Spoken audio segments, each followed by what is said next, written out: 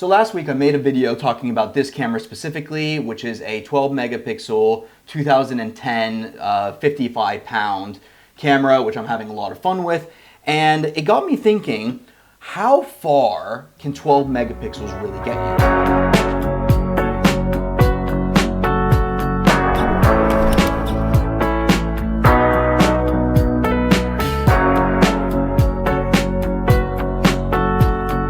Okay, so this is going to be the first photo we're going to be playing around with. The first thing I want to look into is coloring, which is 99.999% of what us photographers are going to be doing, is taking our images, bringing them into Lightroom or Photoshop or whatever you use, and coloring the image. So I think if it can color the image properly, we're pretty much good to go. So I'm going to start off by using one of my presets here just to speed ramp the process. These presets are available. I will be leaving the link down in the description if you would like to grab one. You don't have to. This just really speeds up the process. You can use another preset, or you can go ahead and color grade the image from scratch if that's what you prefer. But I'm going to go ahead and use one of mine. So let's find one that works for the image. There are quite a few already that actually look pretty cool. Let's see what else we got. So 7, 8. Ooh, 8's cool. I like that one. A little too blue for this image. Nah, I think I like 8. All right, let's go for 8. So to be honest, if that's as far as you like to go with your photography, which a lot of us do, including myself, then 12 megapixels has already proven to be perfectly fine. It doesn't damage it. It looks great. You got a lot of detail.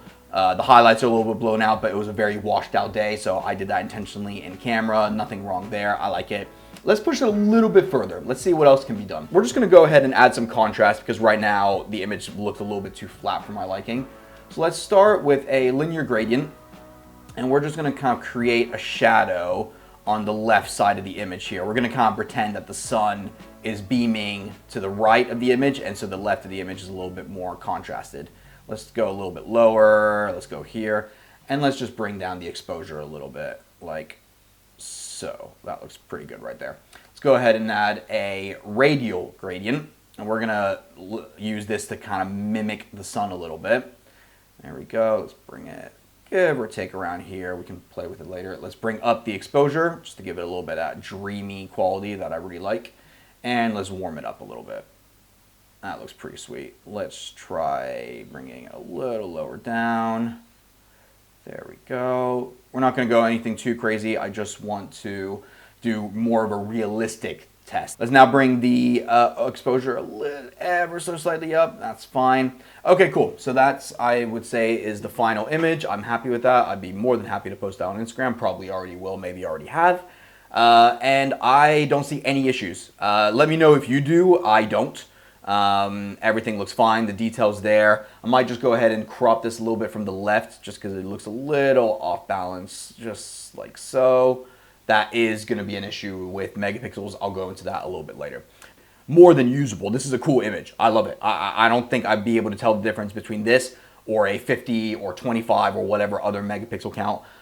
I would never be able to tell that this was on a lower megapixel count. And be honest, let me know in the comments how many of you guys, when you look at a photo that you like, really try and debate in your heads, oh, I wonder how many megapixels it was shot at. I've never done that in my entire life. Let's go ahead and do the same thing with another image. This is just to show you another example. We're going to speed ramp this one because I think I've kind of already made my point on coloring. Let's go ahead and find a little bit more of an aggressive preset, something that's got, that could work. Well, what about this one? All right, let's try preset 6. I quite like that vibe. Let's now go ahead and get a radial gradient, kind of the same vibe that we were trying to do before where, you know, we kind of beam the sun in a little bit. As you can see, I kind of like that look right now, so I've been rocking with it. So let's bring up the exposure. That's looking a little bit more vicious.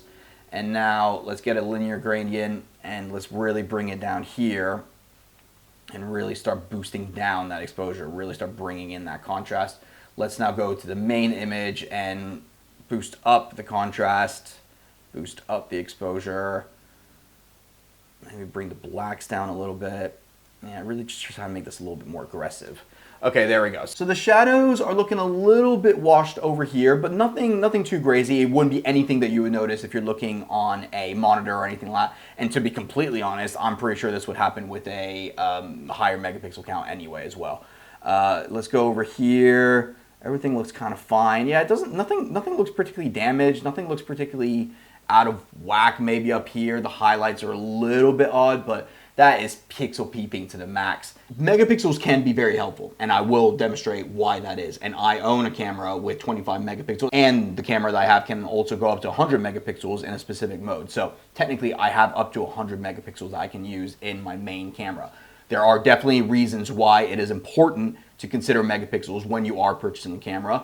So I just want to make that very clear. I'm not saying go and get a cheap 12 megapixel camera. It doesn't suit everybody's needs. Okay, now let's crank it up another notch. Let's see what happens if you try and remove something. Let's give this a little bit of a color grade, this photo here. Let's say I didn't like the fact that she was walking past the frame. Let's see what happens when we play around with our removal tool over here, and let's just start with trying to just draw her out in a remover. Let's see if it can do it on a 12 megapixel image. All right, so let's go ahead and hit remove.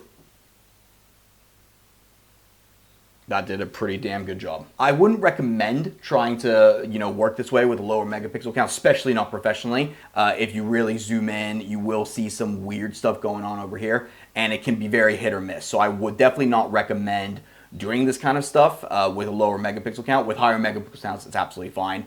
But for lower megapixel counts, I wouldn't recommend that. The other thing that I wouldn't recommend with a lower megapixel count is if you really want to kind of like start cropping in the image. So for example, if we only wanted the cafe shot here like this, and we just kind of wanted to manipulate the image a little bit with the composition, as you can see, a lot of detail is now lost. It's doable for very specific things, but you can start to see a lot of noise going on over here.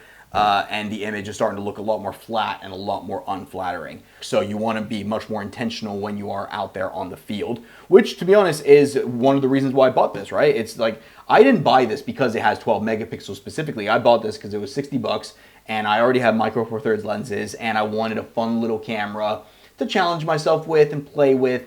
But I'm getting photos that I'm really happy with it because turns out megapixels are not everything. So much of the good stuff that comes in photography comes from the photographer. It's one of the reasons why I love this craft. To quote one of my favorite movies, Top Gun Maverick, it's not the plane, it's the pilot. And it's very similar with photography. And with cameras becoming so perfect, I feel like almost people want more restrictions now.